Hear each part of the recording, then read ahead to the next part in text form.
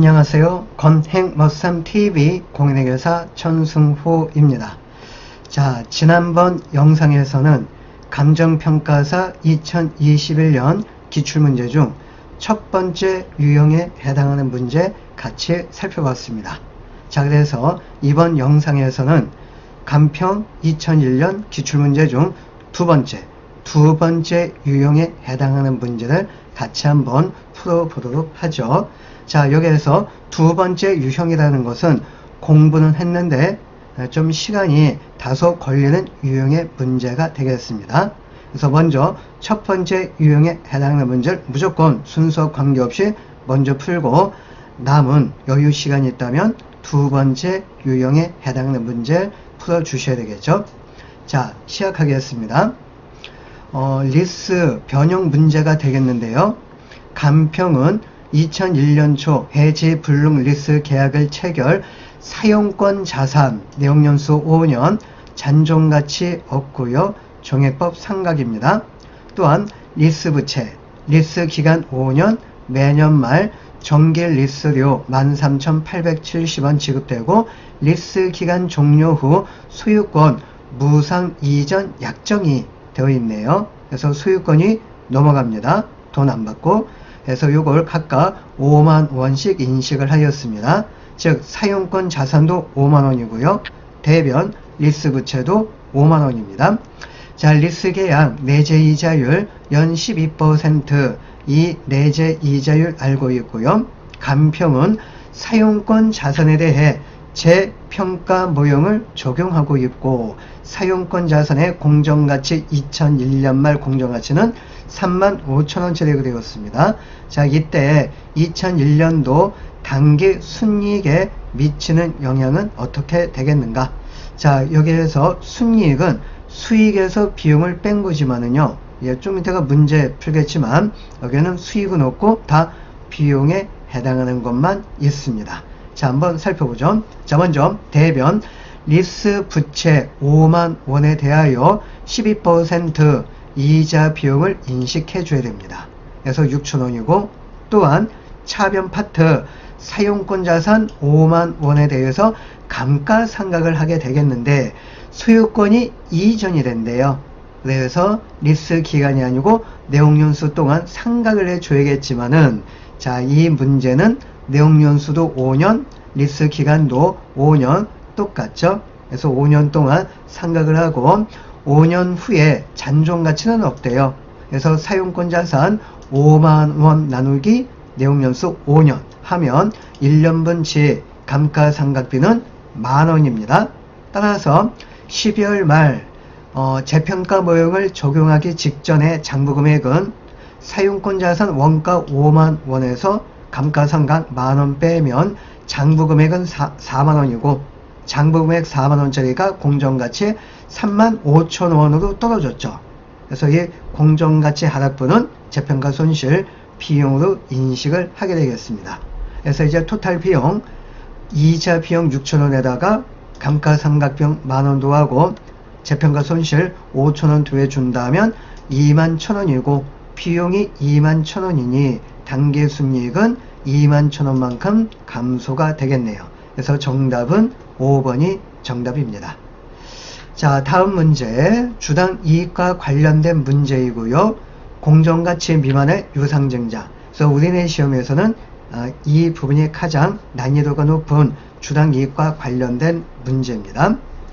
자, 2001년 초 유통보통 주식수는 18,400주이고 7월 초에 주주 우선 배정 방식으로 유상증자를 실시하였는데 전날 공정가치는 5만원이었는데 실제 주당 발행가액 현금 유입 금액은 4만원입니다.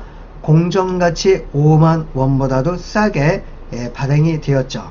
이게 이제 바로 공정가치 미만의 유상증자이다. 그럼 이제 번뜩 이 발행 주식수 2,000원은요 무상증자와 공정가치에 의한 유상증자가 섞여 있다. 그래서 무상증자 주식수를 구하기 위해서 무조건 무상증자 비율을 먼저 계산해 줘야 됩니다. 좀 이따가 살펴보죠. 또한 9월 초에 자기 주식을 1,500주 취득을 했답니다. 자, 이때 2001년 가중평균 유통보통 주식수는 어떻게 되겠느냐? 월할 계산을 한다. 자, 그래서 중요한 무상증자 비율을 계산을 한번 해봅니다. 자, 첫 번째, 현금 유입금액을 계산을 해줘야 돼요. 그래서 실제 발행된 주식수가 2000주이고 주당 발행가액 현금 유입금액은 4만원입니다. 곱하기 하면 총 8천만원 현금이 유입이 되겠고, 그 다음에 이 현금 유입금액을 공정가치의 5만원 나누게 준다면 공정가치에 의해서 발행을 하였더라면은 1600주가 발행이 되었을 거죠. 근데 공정가치보다 싸게 발행하는 바람에 2000주가 발행이 됐네요. 그래서 무상증자 주식수는 400주이고, 자, 무상증자 비율, 이 400주가 분자가 되겠고요. 그리고 이제 분모는 A 플러스 B가 되어지는데 7월 초 직전 주식수가 A에 해당이 됩니다. 18,400주이고 플러스 B는 공정가치에 의한 유상증자 주식수 1600주가 B가 되겠죠. 그래서 이제 분모는 2만 주가 되겠고 분자는 400주이니 무상증자 비율은 2% 계산이 됩니다. 자, 그러면 이제 가중평균 유통보통 주식수 계산을 해 봐야 되겠죠.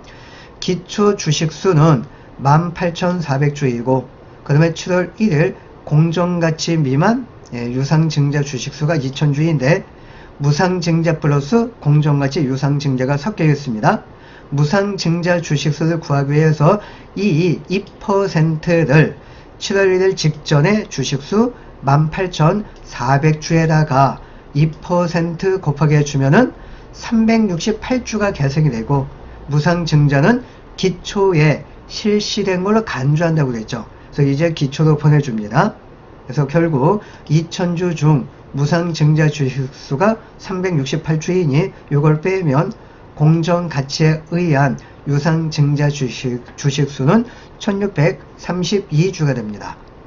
그래서 7월 1일부터 12월 말 6개월 흘러가니 12분지 6하면 816주가 가중평균치가 되겠고, 그 다음에 9월 1일 자기 주식 1500주 취득을 하였죠. 마이너스 개념이죠. 유통이 안 되고 있으니까, 내가 보유하고 있으니까. 그래서 1년 12달 중 9월 1일부터 12월 말 넉 달 흘러갑니다. 그래서 가중평균 주식수는 마이너스 500주입니다. 그래서 이제 토탈 18,760주에다가 816주 더하고 500주를 빼면 정답은 19,084주로 계산이 되겠네요. 그래서 2번이 정답입니다. 자, 다음번 문제는 개발비 손상과 관련된 문제가 되겠는데요. 2001년 중 연구개발비 다음과 같이 지출하였답니다. 연구 단계에서 지출한 건 연구비 비용 처리가 되겠죠. 자, 개발 단계라고 해서 무조건 개발비 무형자산 처리가 되는 게 아닙니다. 자산 요건을 충족해 줘야 돼요.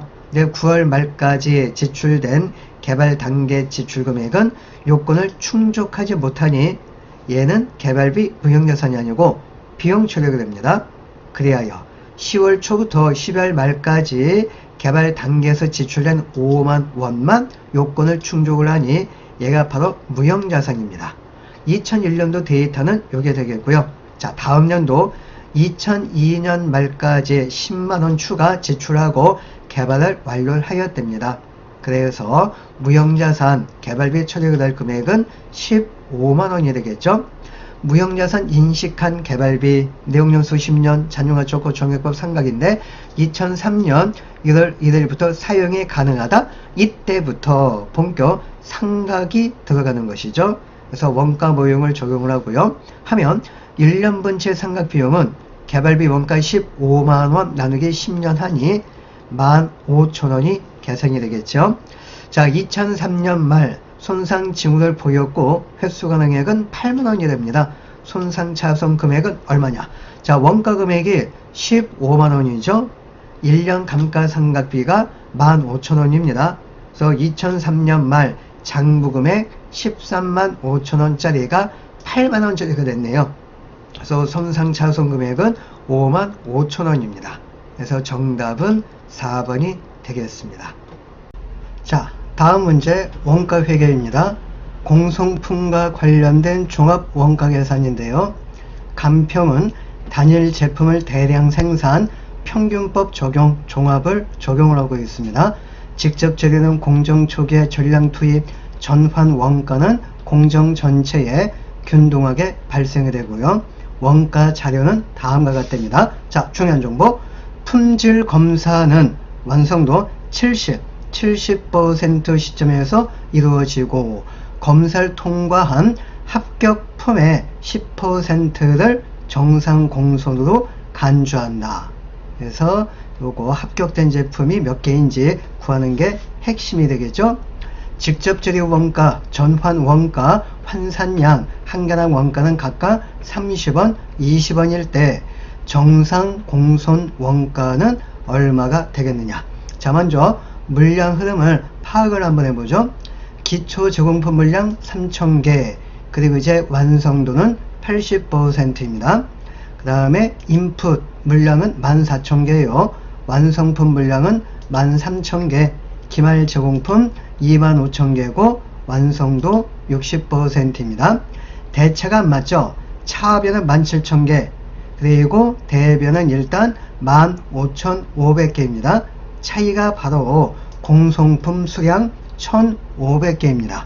그리고 완성도는 검사 시점 70%가 완성도가 되겠죠. 자, 합격품 수량 구하는 게 핵심이라고 그랬잖아요. 자, 먼저 검사 시점은 70%이고 기초 제공품은 80%부터 시작합니다. 80, 90, 100. 70%는 안 지나가네요. 언제 지나갔죠? 그렇죠. 작년도에 지나갔죠.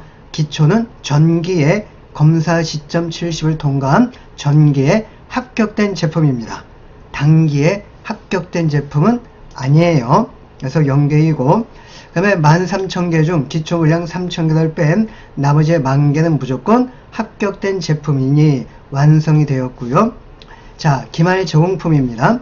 기말 제공품은 0%의 물량이 투입이 되어서 쭉 진행을 하다가 30, 40, 50, 60에서 기말 시점을 맞이하였죠. 근데 검사는 언제? 70%입니다. 60 다음이죠. 그래서 단기에 검사가 이루어지지 않고 내년도에 검사가 이루어지니 아무튼 단기에 합격된 제품은 아닙니다. 그래서 기말 제공품은 합격된 제품이 아니에요. 그래서 결국 검사 시점 70%를 통과한 합격된 제품은 10,000개이고 요거의 10%가 정상 공손이죠. 자, 이제 끝났네요. 그래서 정상 공손품 수량 1,000개다가 직접 재료비는 완성도 100%이고 한 개당 원가는 30원이죠. 그러면 30,000원이고 그 다음 가공비 1,000개이고 검사 시점 70%이니 가공비 정상 공손 환산량은 700개요. 곱하기 가공비 단가는 20원이죠. 그래서 14,000원이죠. 그래서 재료비 30,000원, 가공비 14,000원 더해주면은 정상 공송품 원가는 44,000원입니다. 그래서 2번이 정답이에요. 자, 그 다음 사업부문 폐사와 관련된 문제인데요. 요건 주어진 조건대로만 쫓아가서 플러스 효과, 마이너스 효과 퉁치면은 됩니다. 자, 간평은 제품 라인 A, B, C 부문을 유지하고 있고 각 부문별 IS는 다음과 같습니다. 그래서 이제 쭉 훑어보시면은 B 부문 쪽은 마이너스 영업 손실이 발생이 되고 있죠. 그래서 경영자는 B 부문의 폐유사를 결정하기 위하여 자료를 수집한 결과 다음과 같이 나타났답니다. 자, 첫 번째, 급여는 회피 불능 원가이다. 즉 B 부분을 설령 폐쇄한다 할지라도 급여는 계속 발생된다는 얘기죠. 그래서 이거는 B 관련 원가이고 광고 선전은 각 부문별로 이루어지기 때문에 B 부문을 폐쇄할 경우 B 부분의 광고 선점에는 더 이상 발생하지 않는다. 즉 절감된다는 얘기죠. 플러스 효과입니다. 그리고 기타 배부액 총 10만원은 각 부문 매출액에 비례하여 배분한 원가이다. 자, 요게 이제 조금 고민을 해야 될 부분이 되겠는데요. 그래서 B 부문을 폐쇄하면은 매출액이 나타나지 않겠죠. 그래서 매출액에 비례하여 배분을 한다고 하였으니까 B 부문을 폐쇄하면은 B 부문 매출액이 없어지네. 그래서 매출액에 비례하여 배분할 게 없네. 혹시 절감되는 거 아니야? 이렇게 착각할 수 있습니다. 아닙니다.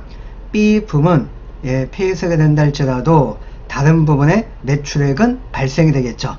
그래서 A 부문, C 부문 매출액에 비례하여 바로 요 기타 배부액은 또 배분이 되는 겁니다. 즉 회피할 수 없어요. 그래서 이거는 비관련 원가입니다. 자, 그리고 B 부분을 폐쇄할 경우 C 부분의 매출액이 20% 감소한다? 매출액만 감소하는 게 아니죠. 변동 원가도 20% 감소하게 되겠죠. 그래서 결국 공원이익이 20%가 감소가 됩니다. 마이너스 효과가 되겠네요. 자, 그래서 간평이 B 부분을 폐쇄할 경우 전체 이익 감소액은 얼마가 되겠느냐. 자, 먼저 플러스 효과입니다. 광고 선전비 더 이상 발생하지 않는다고 하였죠. 그래서 B 부분에 광고 선전비 감소가 되니 얘는 플러스 효과인데, 자, 이제 마이너스 효과 한번 살펴보도록 하겠습니다. 자, B 부분을 폐쇄하였으니 B 부분의 매출액 없어지고요. 변동비도 절감되죠. 그래서 결국 B 부분의 공원이 10만 원이 감소가 되겠습니다. 또한 B 부분을 폐쇄할 때 C 부분의 매출액 20% 감소한다고 그랬죠. 그래서 변동비도 절감. 그래서 결국 C 부분의 공원이 28만원 중 20% 56,000원이 감소가 됩니다. 그래서 총 마이너스 효과 금액은 156,000원이요. 그러면 플러스 효과 금액은 6만원이죠. 마이너스 효과가 더 크네요. 그래서 96,000원만큼 이익이 감소가 됩니다. 그래서 정답은 5번. 자, 그 다음 전부원가, 변동원가 계산, 이익 비교하는 겁니다. 그래서 기초보다도 기말 재고액이 크다면 그 큰 금액만큼 전부 쪽 이익이 더 크고, 거꾸로 기말 재고액이 감소가 된다면 감소한 금액만큼 변동 쪽 이익이 더 크다고 하였죠. 자, 문제 한번 읽어봅니다.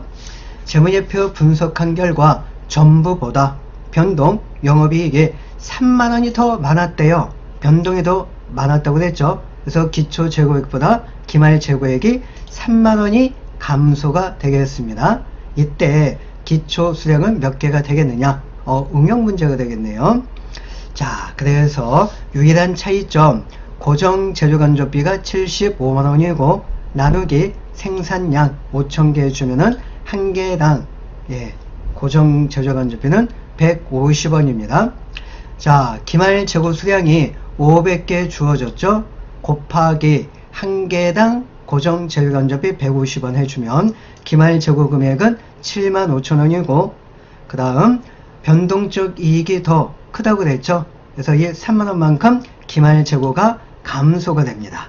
그러면 기초 재고액은 105,000원이 되겠고요.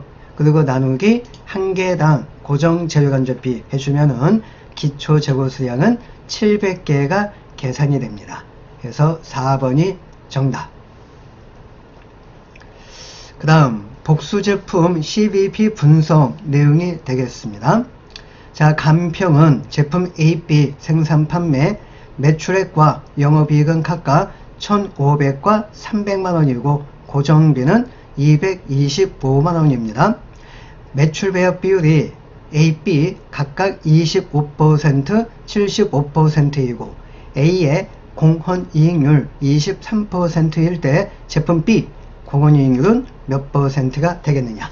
자, 주어진 조건대로 하면 매출액이 1,500이고요. 그 다음에 영업이익은 300이죠. 고정비는 225만원이니 공헌이익은 더해주면은 525만원입니다. 그래서 변동비는 975만원이 계산이 되겠죠.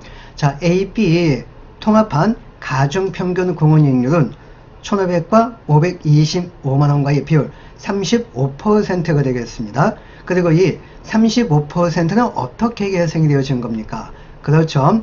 각 제품별 공헌이익률에다가 매출액에 대한 상대적인 비율만큼 곱하기 한 것이 가중평균 공헌이익률 35%입니다. 자, A의 매출 배합 비율은 25%, 공헌이익률은 23%입니다. 그리고 제품 B 매출 배합 비율은 75%이고 여기에다가 제품 B 공헌이익률을 곱하기를 해야지만이 35%가 나오겠죠. 그래서 이걸 곱하기 하고 그리고 이항을 시켜서 빼면 제품 B의 공헌이익률은 39%가 계산이 되겠네요. 그래서 5번이 정답입니다. 자, 두 번째 유형의 마지막 문제입니다. 80번입니다. 투자 수익률과 잔여이익이 짬뽕된 문제가 되겠는데요. 평균 영업용 자산, 영업이익을 이용을 하여 투자 수익률, 잔여이익을 산출하고 있는데요.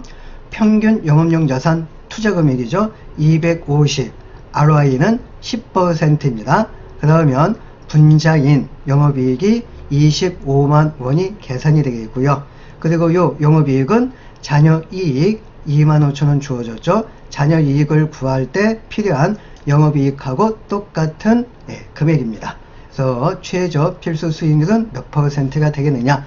자, 잔여이익 25,000원은 영업이익 25만원에서 빼기 평균 영업용 자산 250에다가 곱하기 최저 필수 수익률을 곱하기 한 것이죠. 그래서 이걸 이항을 시킨다면 9%가 계산이 되겠습니다. 그래서 정답은 2번이 되겠네요.